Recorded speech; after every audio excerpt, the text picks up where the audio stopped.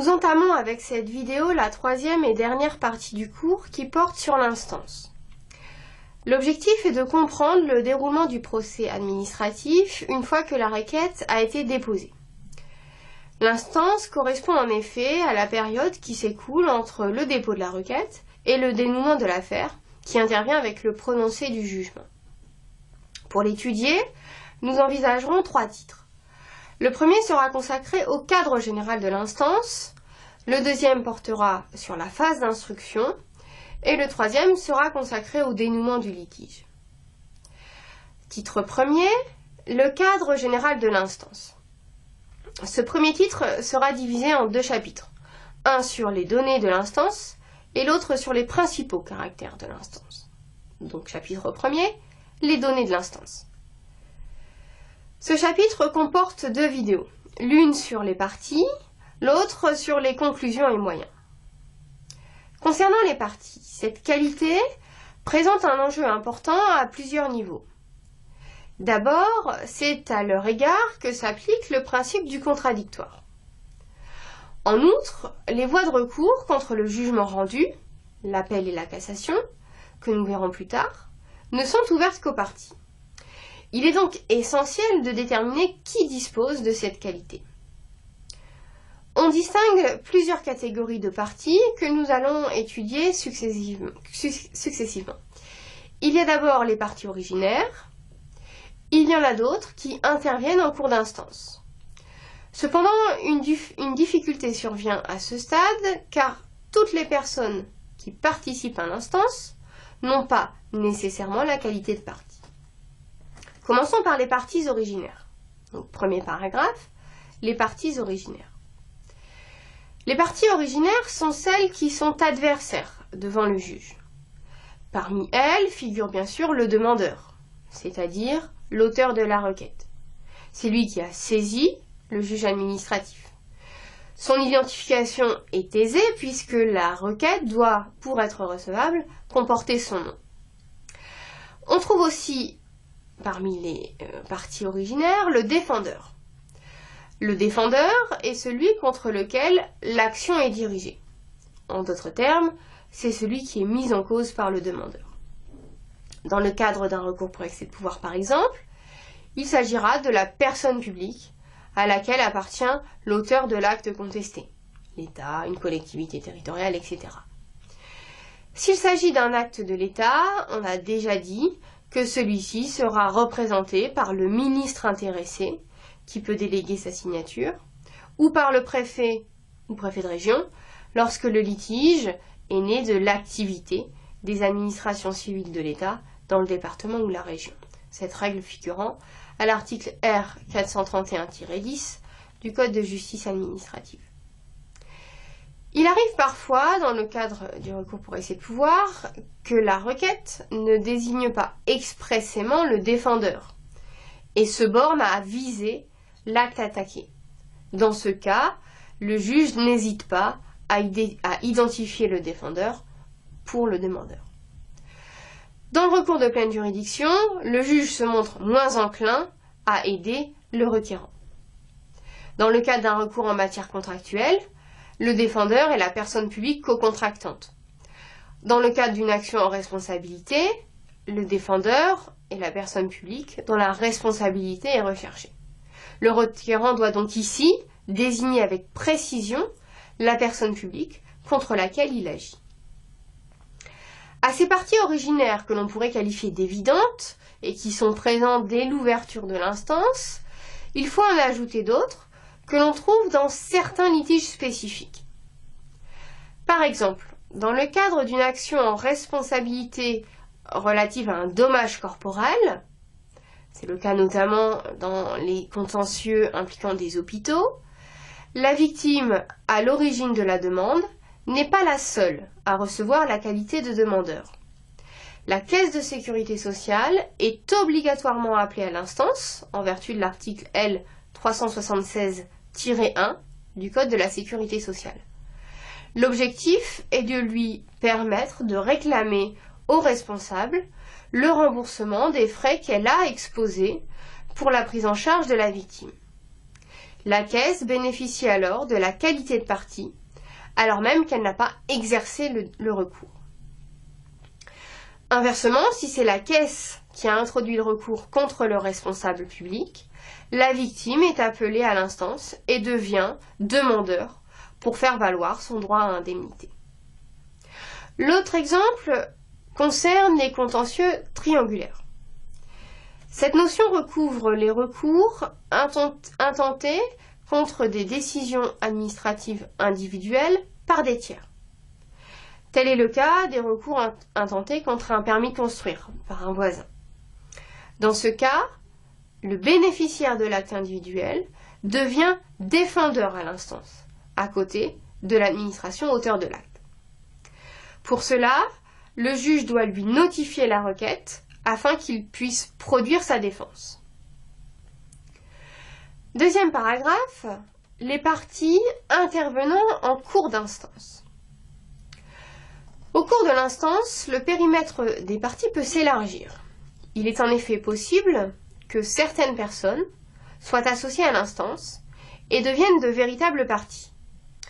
Cette hypothèse résulte de la possibilité offerte aux parties originaires d'appeler à tout moment de l'instance un tiers afin qu'une condamnation soit prononcée contre lui. Lorsque la personne tiers est appelée par le requérant, on parle d'appel en cause. Lorsque la personne tiers est appelée par le défendeur, on parle d'appel en garantie. C'est principalement dans le cadre des actions en responsabilité que l'on rencontre ce type de situation. Par exemple, en cas d'action contre l'État, si au cours de l'instance, il apparaît qu'une autre personne publique est à l'origine du dommage, par exemple une collectivité territoriale, elle peut être appelée par le demandeur ou le défendeur pour que sa responsabilité soit reconnue. Le juge ne peut pas procéder d'office à un tel appel. Il ne peut le faire qu'à la demande de l'une des parties originaires. La personne appelée devient alors une partie au litige en qualité de défendeur. Elle peut donc produire un mémoire en défense. Autre règle importante, la mise en cause de la personne appelée doit relever de la compétence du juge administratif. En d'autres termes, il doit s'agir d'une personne publique. Une personne privée ne pourra pas être appelée puisque son éventuelle responsabilité ne peut être engagée que devant le juge judiciaire. À côté de ces tiers qui deviennent parties, il existe des personnes qui prennent part à l'instance sans obtenir la qualité de partie. Donc, troisième paragraphe, les tiers participant à l'instance. Différentes personnes peuvent participer à l'instance, soit de manière volontaire, soit de manière contrainte, sans acquérir pour autant le statut de partie. Ceux qui prennent part de manière volontaire sont des intervenants. Ils décident, de leur propre initiative, de prendre part à une instance, et ils peuvent le faire à tout moment de la procédure par une requête distincte et motivée. C'est l'exemple d'un syndicat qui vient au soutien d'un fonctionnaire requérant. Cette intervention présente un avantage pour l'intervenant. Elle permet au tiers de défendre ses propres intérêts à l'occasion d'une instance initiée par autrui. Elle présente aussi un avantage pour les parties. Cette intervention ferme en effet à l'intervenant la tierce opposition, qui est une voie de recours spécifique que l'on verra plus tard. Elle supprime donc une possibilité de contestation du jugement et sécurise ainsi celui-ci. Cependant, pour éviter que quiconque n'intervienne, des règles encadrent cette possibilité.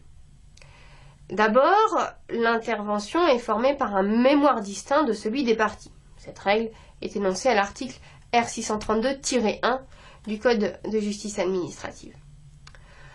Ensuite, pour que l'intervention soit recevable, le tiers doit avoir un intérêt à intervenir.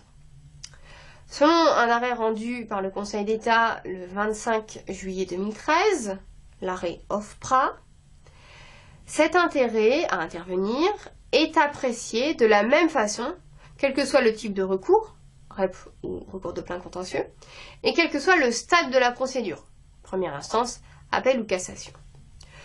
Selon cet arrêt, le tiers doit justifier d'un intérêt suffisant eu égard à la nature et à l'objet du litige. L'appréciation se fait donc au cas par cas. Par exemple, un syndicat national en matière de tourisme est recevable à intervenir dans un litige opposant une société de résidence de tourisme à l'administration fiscale. Arrêt du Conseil d'État du 23 novembre 2015, SAS Sarah Résidence de tourisme. Une fois cette étape franchie, l'intervention du tiers est par ailleurs limitée. Il ne peut pas présenter de conclusion propre. En d'autres termes, il ne peut pas faire de demande au juge. Il peut seulement venir au soutien des conclusions de l'une des parties. On parle d'intervention en demande, si le tiers appuie les conclusions du demandeur, et d'intervention en défense, s'il soutient celle du défendeur. En revanche, il peut soulever ses propres moyens, à condition qu'il se rattache aux causes juridiques ouvertes par les parties. Cette limite ne vaut toutefois pas pour les moyens d'ordre public, qui peuvent être librement soulevés par l'intervenant. Enfin, l'intervenant ne peut pas soulever de QPC. Et cela résulte d'un arrêt du Conseil d'État du 22 février 2013, l'arrêt Zoya. Par ailleurs, le Conseil d'État a rappelé dans l'arrêt OFPRA précité que l'intervention n'a pas pour effet de donner à son auteur la qualité de partie à l'instance, ce qui a des conséquences sur l'application du principe du contradictoire. D'une part, c'est le président de la formation de jugement qui apprécie et décide si le mémoire en intervention mérite d'être communiqué aux parties, et ce, en vertu de l'article R632-1. D'autre part, le Conseil d'État a jugé que l'intervenant n'a pas un droit d'accès aux pièces de la procédure. Enfin, faute d'avoir la qualité de partie, l'intervenant ne pourra pas contester le jugement par voie d'appel ou de cassation. Il pourra seulement intervenir à nouveau dans les procédures d'appel ou de cassation qui seraient introduites par l'une des parties. Pour terminer sur ces intervenants volontaires, il arrive quelquefois qu'ils deviennent de véritables parties. C'est le cas lorsque l'intervenant ne se borne pas à appuyer les conclusions de l'une des parties, mais présente des conclusions qui lui sont propres et qui respectent les conditions de recevabilité habituelles, délai, décision préalable, etc. C'est le cas aussi lorsque le jugement rendu préjudicie à l'un de ses droits. Dans ce cas, en effet, l'intervenant obtient la qualité de partie a posteriori, ce qui rend recevable l'éventuel appel ou pourvoi en cassation qu'il déciderait d'intenter. À côté des intervenants volontaires, il existe des participants appelés, soit par les parties, soit par le juge. Il s'agit ici de faire appel à des tiers pour qu'ils fassent des observations. L'objectif étant le plus souvent d'obtenir un éclairage de la part de ce tiers. Le tiers n'est ici ni partie ni intervenant, il est seulement consultant. Il ne présente ni conclusion ni moyen. Il se borne à formuler des observations qui sont ensuite communiquées aux parties. Cette invitation peut se faire de différentes façons. Elle peut d'abord se faire à la demande des parties ou du juge, au travers de ce qu'on appelle classiquement l'appel en cause pour observation. Cette possibilité n'a pas d'assise textuelle dans le Code. Il peut par exemple s'agir de demander des observations à un ministre concernant un litige qui implique une collectivité locale. À côté de cette possibilité jurisprudentielle, il existe depuis un décret du 22 février 2010 des procédures spécifiques permettant au juge de consulter un tiers. Elles sont prévues aux articles R625-2 et R625-3 du Code de justice administrative. D'une part, la formation de jugement peut charger une personne de lui fournir un avis sur une question technique qui ne nécessitent pas d'investigation complexe. D'autre part, la formation chargée de l'instruction peut inviter toute personne dont la compétence ou les connaissances seraient de nature à l'éclairer utilement sur la solution donnée à un litige, à produire des observations d'ordre général. Nous retrouverons ces procédures lors de l'étude de l'instruction.